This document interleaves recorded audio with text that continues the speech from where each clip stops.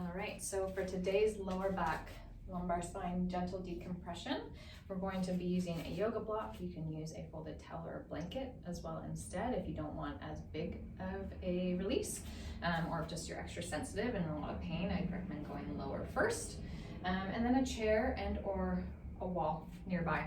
So we'll come down onto the floor, onto our backs, and the first option here is just to lay with feet or your calves up on the stool, okay?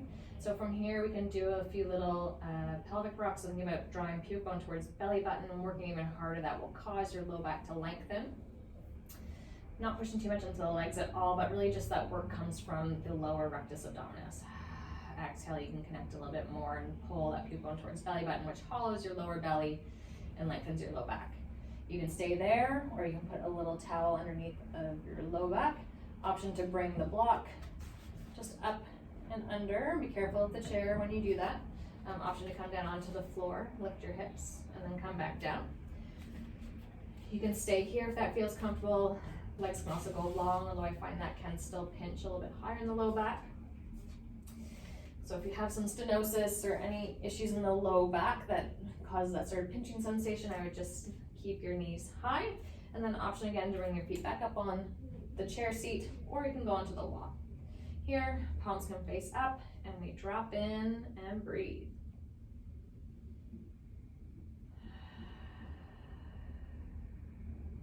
This is a modified supported bridge pose, or a modified waterfall, depending on how you look at it.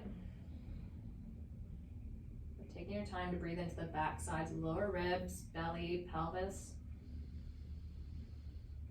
On the exhale, see if you can gently lengthen out the crown of your head. Maybe you shimmy the shoulders a little bit away from your feet to help decompress the low back in through the space a little bit more.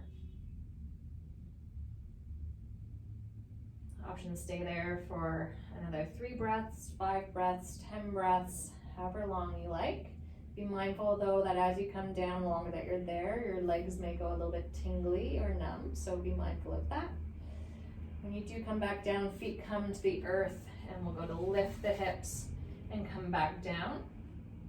I don't love coming into a straight knee to chest here. Instead, we'll walk the feet a little bit wider than hip distance apart, and knocking both knees down over to one side